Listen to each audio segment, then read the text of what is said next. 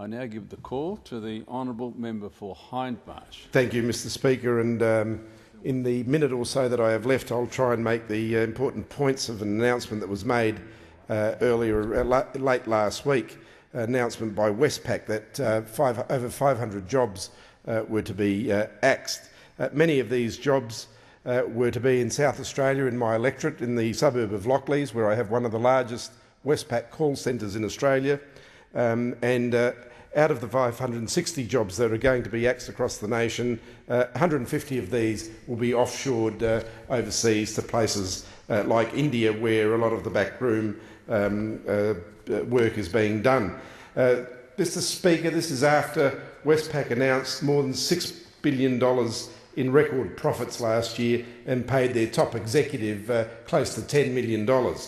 This is not about survival or a business that's not doing well. This is about making more mega profits than what's already being made. Mr Speaker, the call centre at Lockleys had a lot of government support, a lot of state government support and money put into it for them to come to South Australia in the mid-90s. Back then, it was set up by Westpac and it was called the Mortgage Centre. It employed 1,400 people. Today, gradually, by making these announcements intermittently over periods of time, there's less than 900 workers working there. What's even more ironic is that the workers have been asked to train their overseas replacements who have been flown to Australia, under what visa I don't know, to be trained and then lose their jobs. It's like asking someone to dig a grave and then jump into it. You could see how upset these workers would be. I feel so deeply for those workers that are being forced, as I said, to train their counterparts and then be sacked. I think I'm very pleased that the Minister for Citizenship and Immigration has undertaken to investigate how these workers are securing visas to Australia and to ensure that they are not circumventing the intentions of our skilled worker program. And as I said, it's akin to being asked to dig your own grave, and it's very insulting and very, very unfair for those workers.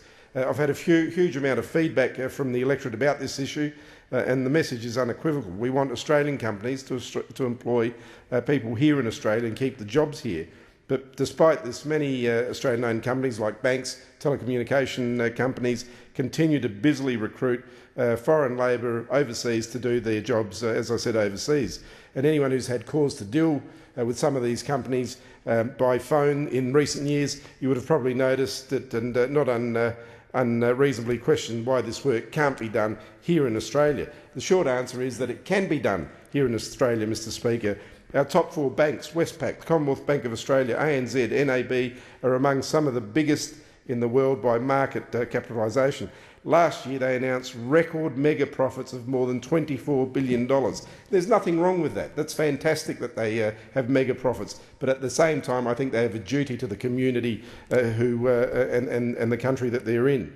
Crying poor is no excuse. But as private companies, it is not the role of the government to tell them how to, or to dictate to them how to run their business, and people can't stop them from sending jobs overseas if that's what they want to do. They are a free enterprise. But I think it's also important to let the consumer know at the point of transaction or at the point of business that your information that you're signing up to, or the transaction at the bank, all that information is going to go overseas. We have made in Australia products for those consumers that want to purchase Australian goods. I can't see why we can't have the same in the service industry, so for the consumer to choose which company they want to do business with. And I tell you now that a lot of Australian consumers would choose the companies that keep the jobs here in Australia and don't offshore their workers overseas to perform that work.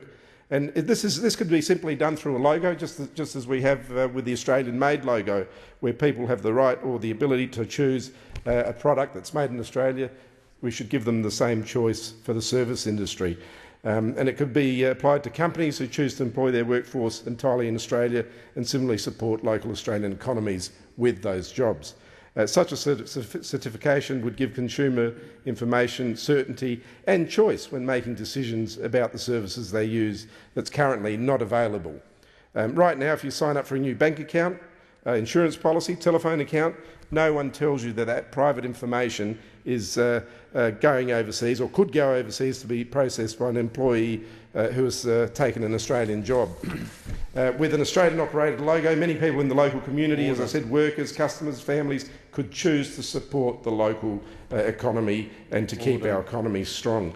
And it's not unreasonable for customers to presume that an Australian-owned company is operating from within Australia, and yet that is not currently the case. I call on Westpac to think carefully about the offshoring of these jobs and the impact they have on those workers in my electorate. Honourable members' time has well and truly expired.